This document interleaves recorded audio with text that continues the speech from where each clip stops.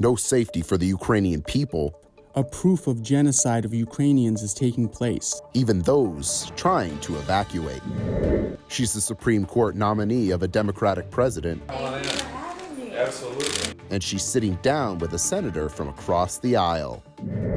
Plus, a spring twister touching down in the Florida Panhandle. These stories and more coming up on Newsbreak. Hello, South Florida. I'm Nicole Castañeda. And I'm Julian Davis. Today is Thursday, March 10th, 2022. From the South Florida Media Network's Biscayne-based studios in North Miami, this is SFMN Newsbreak. Ukraine's president says purposely targeted a medical building with a military strike. Ukrainians are attempting to protect themselves from the ongoing attack and hoping for an end to the military action. More this morning from our news partner CNN and reporter John Lawrence. A maternity and children's hospital in Mariupol, Ukraine, turned to rubble after local officials say it was bombed by Russian forces. It's an act Ukrainian President Volodymyr Zelensky calls an atrocity. A strike on a maternity hospital is a final proof. A proof of genocide of Ukrainians is taking place. Zelensky has also repeated his calls for help from NATO, including the declaration of a no-fly zone over his country. You have seen it and you know what's going on, so you have to strengthen sanctions against Russia in a manner that leaves it no more chance to continue this genocide. As Ukrainians defend their land,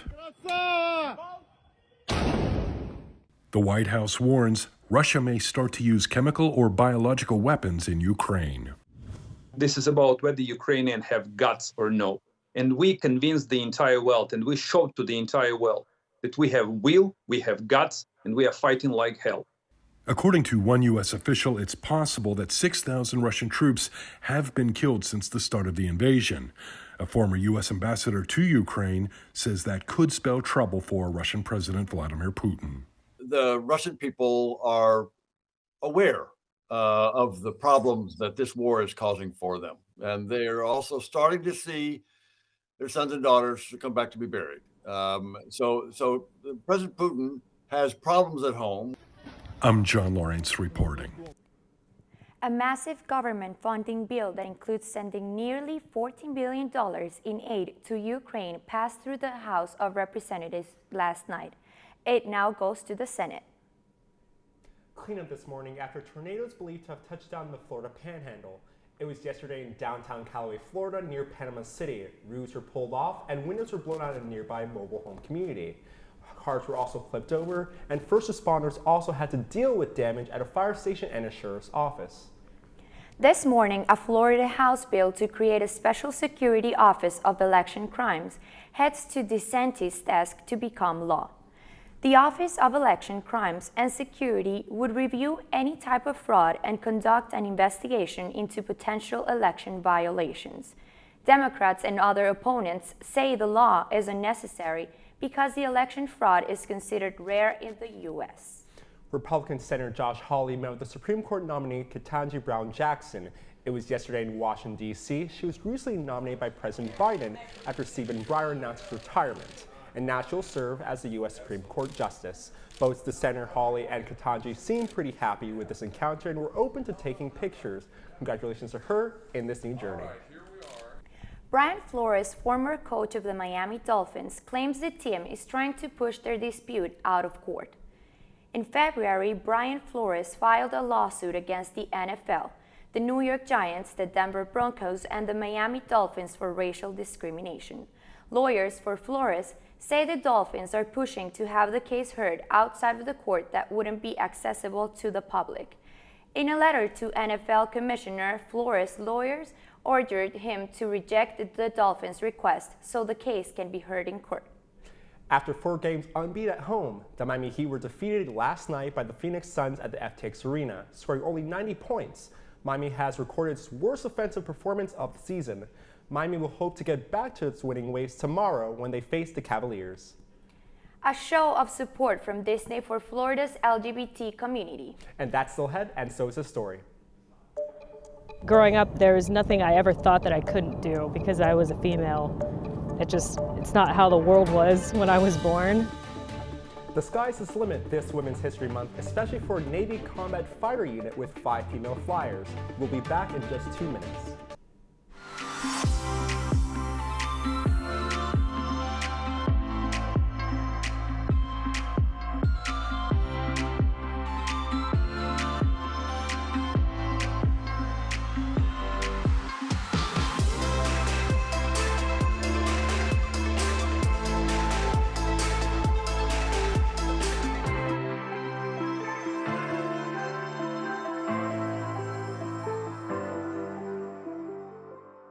Jordan knows he shouldn't eat this entire bowl of nachos, but tonight he's earned that right because a few hours ago in the middle of happy hour, he recognized a sign, not from the gods or a bolt of lightning, but from a double heart, a kissy face, and a fourth ha in ha ha ha. That's when Jordan knew he was buzzed. So when it was time to go, he got a ride home instead of driving.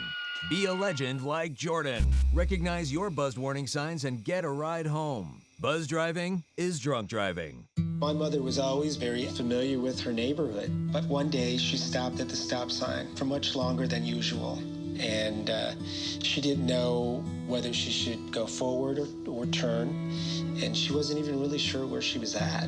It was very unsettling for her. I felt so much better after my son told me, "Mom, I don't want you to worry or be afraid. I'll be there for you and we'll figure it out." How prepared is your family if a tornado shows up at your doorstep, or a flood, or a hurricane? You can't just turn away a natural disaster. That's why it's important to go to ready.gov/plan now.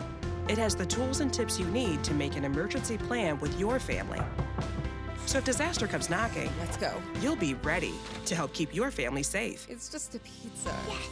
Make a plan today.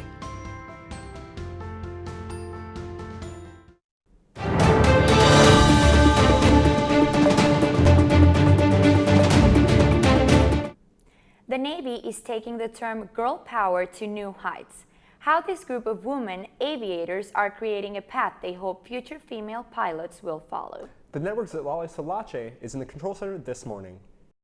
A group of female Navy pilots in Virginia Beach are making history with each step on the flight line at Naval Air Station Oceana. And Lieutenant Michelle Espinal walks a path that very few have experienced. Growing up, there was nothing I ever thought that I couldn't do because I was a female.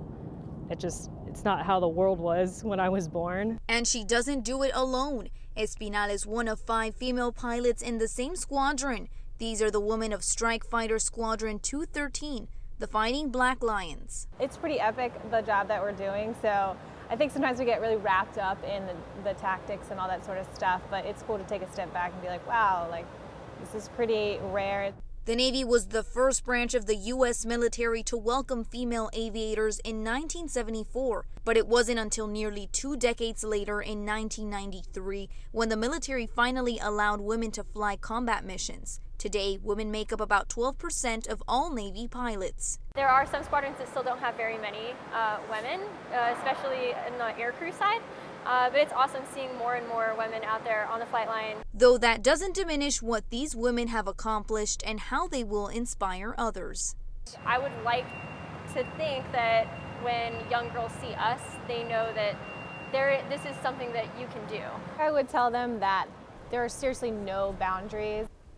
Now, as these 5 women soar to new heights above Virginia Beach, they hope to become role models for the next generation of Navy pilots.